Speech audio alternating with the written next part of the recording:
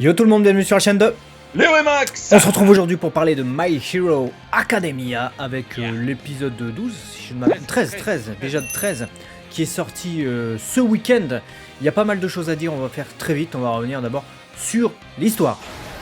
L'histoire, alors petit résumé très rapide. Après leur intervention réussie en ville, Shoto et Katsuki sont interviewés par une journaliste de télé, effectivement, on y reviendra après. Mais visiblement, Katsuki fait peur à la cam, c'est donc Mount Lady qui va les aider à se familiariser avec les médias. Son intervention donnera lieu à un cours décontracté à l'approche des fêtes de fin d'année, qu'on va découvrir du coup effectivement en fin d'épisode. Voilà. Ouais, du coup très résumé. ça se découpe en deux gros moments légers en fait, cet épisode. Il y a la première partie avec tous les trucs interview, donc il y a la première interview qui est la vraie, celle où du coup Bakugo il est coupé, hein, parce que toutes ces interventions c'est de la merde, hein, clairement. Ensuite ça donne lieu à cette fausse interview, cet entraînement par Mount Lady, etc. La deuxième partie légère c'est Christmas Party, quoi, c'est la fête de Noël. Voilà, il y a tout le monde qui est là, ils sont tous contents, c'est bien. Le truc, le gros de l'épisode, c'est pas ça en fait. Hein. Le gros de l'épisode, c'est ce qu'on voit en tout début avec Shigaraki Tomura. On s'est posé la question, on s'est dit est-ce que c'est lui, est-ce que c'est pas lui. Ça y ressemble en tout cas, ça y ressemble beaucoup. On a des informations évidemment par Nuclet qui nous dit attention, l'épisode est organisé comme ça, etc. Donc on se dit bon, apparemment il va y avoir des rebonds, parce qu'on a un impact de ce qui s'est passé à Deika, donc la ville de Deika, donc 9 jours avant les événements de la fête de Noël. Et on a également ce qui va se passer ensuite, qui nous est un peu teasé par la dernière phrase de Izuku en fin d'épisode, qui nous fait nous dire ah merde, il va peut-être y avoir du décès quand même. Merde. Ouais, parce que je vous la cite quand même au cas où vous l'auriez pas en tête. Il dit à ce moment-là, je pensais naïvement qu'on referait la même fête l'an prochain, c'était mon plus grand souhait. Moi généralement quand on me dit ce genre de phrase, je me dis c'est-à-dire que en fait il y aura pas cette même fête. Donc qu'est-ce qui va se passer donc entre le sang du début d'épisode et ce sourire naïf avec cette phrase, tu te dis oulala, oulala. Voilà. D'autant plus que, grosse information, qui passe comme ça vraiment à l'as, Best Jeanist est porté disparu. Donc c'est-à-dire c'est le gars, c'est celui que j'appelle Jean-Baptiste, qui est toujours en jean, tu sais, et qui, tu sais pas s'il est coiffeur ou super-héros à un moment donné, tu te poses la question, il n'a pas su se situer, il a disparu. C'est lui qui avait accepté Bakugo en stage. Donc Bakugo il est un peu en PLS, même s'il essaie de le cacher pendant la fête de Noël. Et en plus de ça, il y a quand même la commission de sécurité publique qui est la plus grosse organisation. En France, ce serait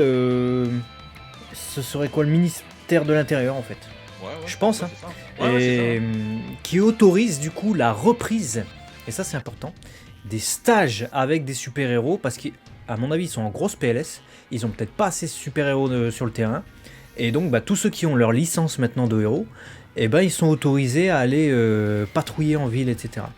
Et du coup, la question qu'on peut se poser aussi, c'est est-ce que eux qui ont été en contact direct avec Hawks, qui est un infiltré de l'Alliance des super vilains, est-ce que justement il leur a pas dit les gars, vous avez intérêt à préparer du héros parce que ce qui se trame là, vous n'êtes pas prêts.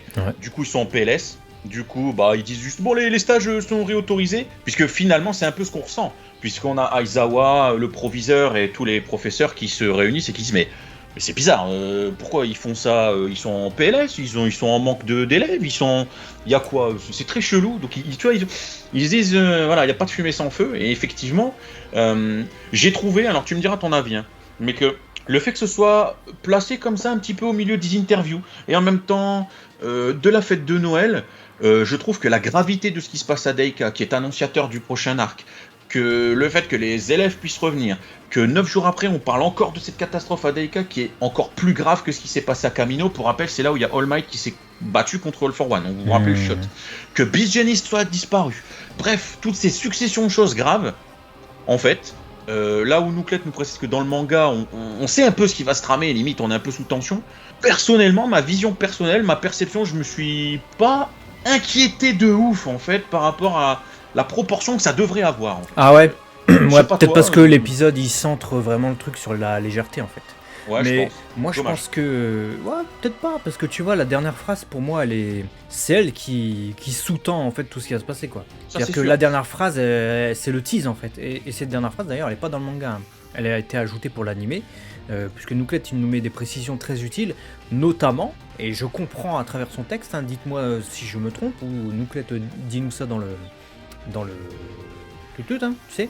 Je crois comprendre que du coup ils ont skip tout un arc, puisque ça correspond au chapitre 241 et 242, ces épisodes. Du coup, ils ont skip les chapitres 219 à 241, et certainement qu'ils vont nous faire une rétrospective de ce qui s'est passé il y a 9 jours, qui va donc être finalement le contenu de cet arc.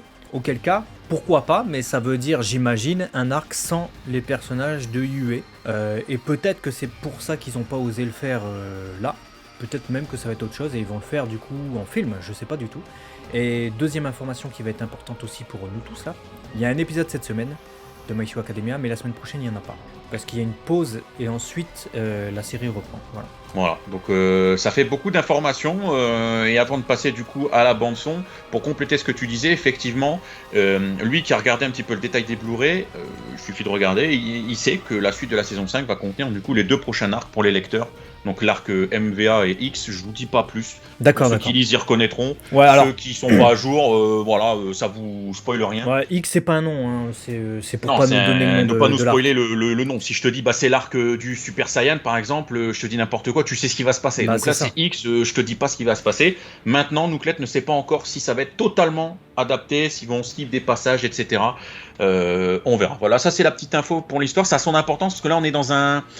Voilà, on est en train de prendre un virage à 90, donc il fallait qu'on vous le dise, et on peut passer du coup à la bande son, frérot. Rien à dire. Bah pareil, en fait, clairement, je n'ai rien à dire dans le sens où c'est la fête, frère. C'est la fête, les thèmes collent, quand il y a de la tension, il y a un petit peu, mais bon, clairement, on va pas prendre 800 ans pour ne rien dire. J'ai rien à dire. Il y a rien à dire, mais... Animation, réalisation, du coup...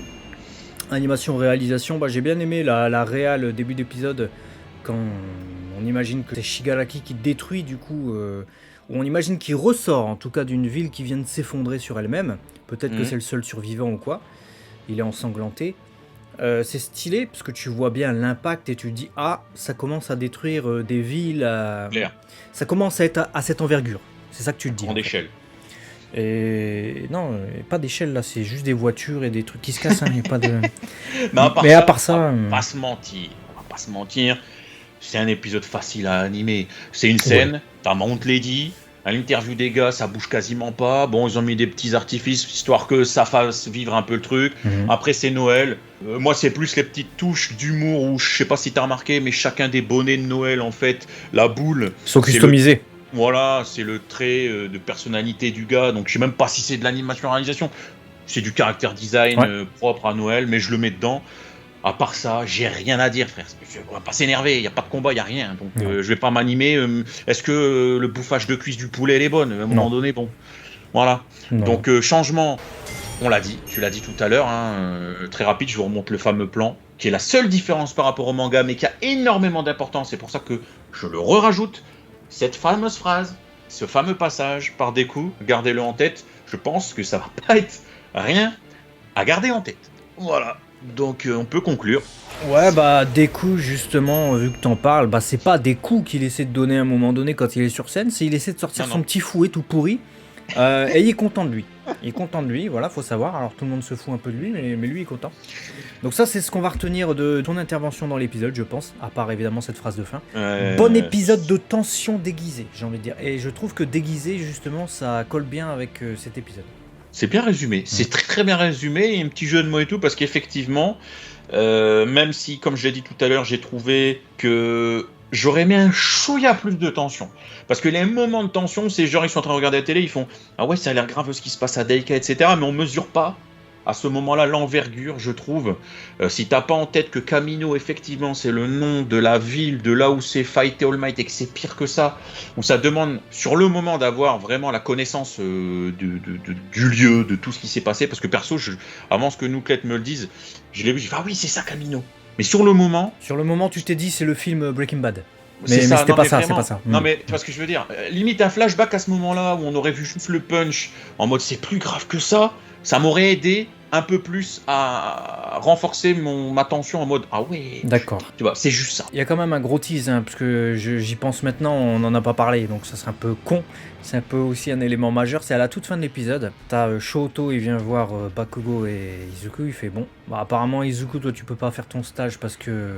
Grand Torino il peut pas. Grand Torino il peut pas, ça je sais, mais... Il y en a qui est mort quoi. Et oui, et Night Eye est mort, donc bon... en ce moment ils sont un peu désorganisés dans son agence.